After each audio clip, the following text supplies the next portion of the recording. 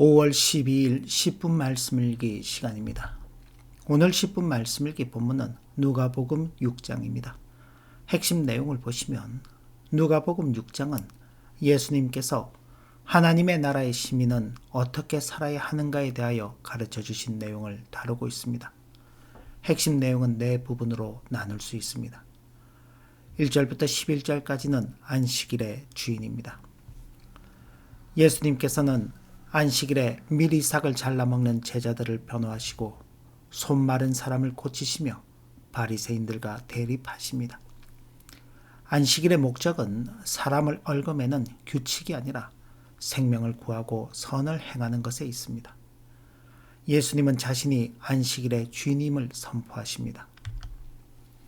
12절부터 16절까지는 12사도를 세우심입니다. 예수님은 중요한 결정을 앞두고 산으로 가서 밤새도록 기도하신 후 수많은 제자 중 핵심 일꾼인 12사도를 택하십니다.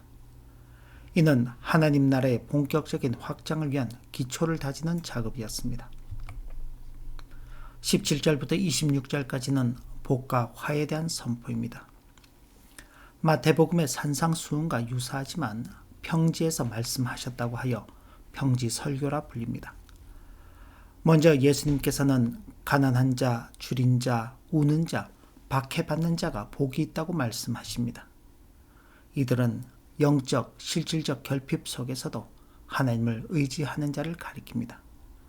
이어서 부유한 자, 배부른 자, 웃는 자, 칭찬받는 자에게 화가 있을 것이라고 말씀하십니다. 이들은 세상 가치에 안주하여 하나님을 찾지 않는 자를 가리킵니다.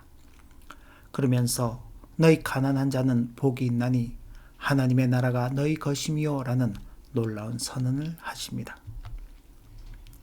27절부터 49절까지는 제자의 구체적인 삶입니다. 예수님은 제자들이 세상 사람들과는 차원이 다른 윤리관을 가질 것을 요구하십니다. 원수 사랑에 대하여 말씀하시며 보복이 아닌 사랑과 축복으로 대응할 것을 요구하십니다. 남에게 대접을 받고자 하는 대로 너희도 남을 대접하라는 황금률이 여기서 나옵니다. 비판 금지에 대하여 말씀하시며 남의 눈 속의 티를 보기 전에 내 눈 속의 들보를 먼저 보라고 경고하십니다.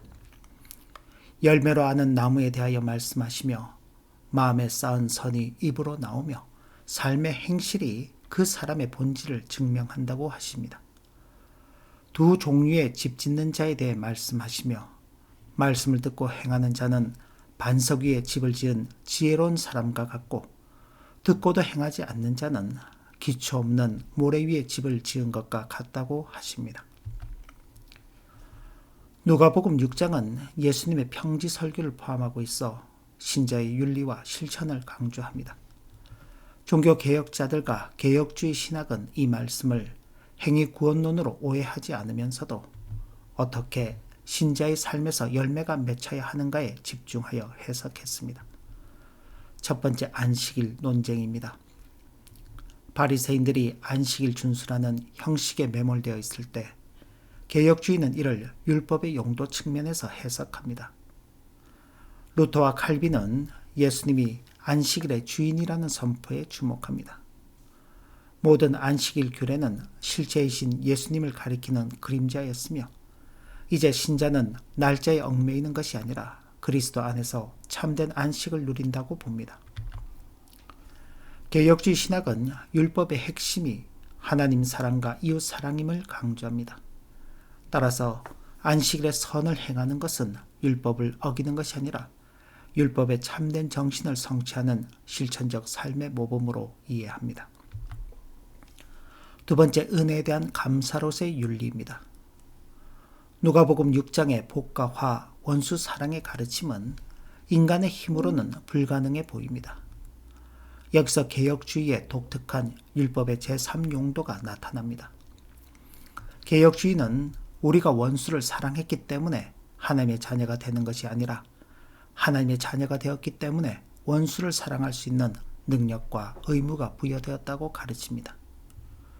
칼빈은 남에게 대접을 받고자 하는 대로 너희도 남을 대접하라는 황금률을 신자가 하나님의 자비하심을 경험한 뒤 나타나는 본질적인 반응으로 보았습니다. 즉 실천은 구원의 조건이 아니라 구원받은 자의 표지입니다. 세 번째, 칭의와 성화의 불가분성입니다. 못된 열매 맺는 좋은 나무가 없고 라는 말씀은 종교개혁자들에게 칭의와 성화의 불가분성을 설명하는 매우 중요한 근거가 되었습니다. 루터는 좋은 나무가 좋은 열매를 맺듯이 의인은 선한 일을 행한다고 말했습니다. 행위가 사람을 의롭게 만드는 것이 아니라 의롭게 된 사람이 선한 행위를 필연적으로 낳는다는 논리입니다. 개혁주의 신학은 칭의와 성화를 구별하되 분리하지 않습니다.